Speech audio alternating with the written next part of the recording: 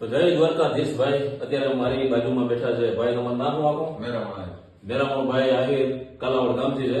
અને આજે ઘટના વિશે તમને વાત કરી દઈએ ભાઈ, ચોખવટ કરી દઉં. આજે મેરામણભાઈ સ્પેશિયલ માંથી કિલોમીટર કાપીને અમને આશ્રમ કહેવા આવ્યા કે કાલે આ રીતના રાતે સિચ્યુએશન થઈ. હવે એક ભાઈ આપણે આવ્યો હતો, આ એનો ફોટો છે, કદાચ તમે જોઈ શકતા હશો. આ વ્યક્તિ મેરામણભાઈ પાસેથી પૈસા માંગે છે આશ્રમના નામ ઉપર કે ભાઈ અમે આશ્રમ હલાવી છીએ, આવું છે અને અમે કરિયાણું પહોંચાડીએ છીએ. તો એક આ વ્યક્તિ છે, આના જેવા કેટલા વ્યક્તિ છે એ મને કઈ ખબર નથી, પણ આજે હું તમારા બધા વચ્ચે એક સપોર્ટ કરવા આવ્યો છું કે આવા લોકોથી ખાસ કરીને ધ્યાન રાખજો. અમારા નામ ઉપર તમારી પાસે ક્યાંય કોઈ પૈસા માંગવા આવે તો ભાઈ હું ક્યાંય કોઈને પૈસા માંગવા માટે મોકલતો નથી. જે કાંઈ તમે લોકો ઓનલાઈન સહયોગ આપો છો એના થતું બધું હાલે છે.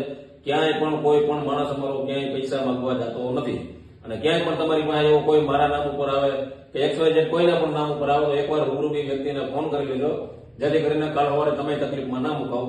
હવે આ ભાઈએ આ પૈસા માંગવાનું તો ઠીક છે, પણ એના સિવાયનું એક પરિવાર હતો આપણે કુવાડવા બાજુનો, એ અપંગ ભાઈ હતા. એ રિક્ષા બાંધી અને કરિયાણાની લાલચે એને કરિયાણાનું કીધું હોય છે, કરિયાણાની લાલચે અહીંયા કરિયાણું લેવા ગયા અને આ ભાઈએ પછી રાતે કરી દીધો ફોન સ્વિચ ઓફ.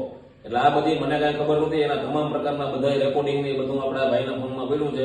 એ આપણે કઈ લાંબુ નાખવાની જરૂર નથી, પણ આ ફોટો એક મેં આમાં તમને નાખી દીધો છે. આ ભાઈ છે, જોઈ લેજો. ક્યાંય પણ અમારા નામ ઉપર ક્યાંય કોઈ વસ્તુ કોઈ પણ ભાઈને દેવાની નહીં. કદાચ મારો હબો ભાઈ આવે તમે ઓળખતા હો તો એને તમે ના પાડી દેજો. આ એટલું હું કહીશ, કારણ કે હું ક્યાંય કોઈને માગવા મોકલતો નથી ભાઈ. આ ચોખવટ કરીને તમારી પાસે કહી દઉં. તમારે કઈ કેવું છે? આશ્રમને બદનામી ન થાય એટલે જાણ કરવા આવ્યા છે. કાલે આપણે ખબર પડી ગઈ હતી કે જો 500 રૂપિયા આપણે પાસે માંગતો હોય તો આશ્રમમાં માણસ ન હોય, એટલે કે ખબર હતી. એટલે આપણે અહીંયા જામજોધપુર ધક્કો ખાઈને આ લોકોને આપણે જાણ કરી છે કે ભાઈ આશ્રમની બદનામી ન થાય, દેવાવાળા પાછા અધરે કે આવા માણસો બોલે, એટલે એ આપણે જણાવવા આવ્યા છે. એટલે તમારો ખૂબ ખૂબ આભાર કે તમારું ભાઈ આ બધું ધ્યાન દોરવાનું કે ભાઈ આવી પણ ઘટના બની હતી અને આપણે કઈ આનાથી અજાણ હતા.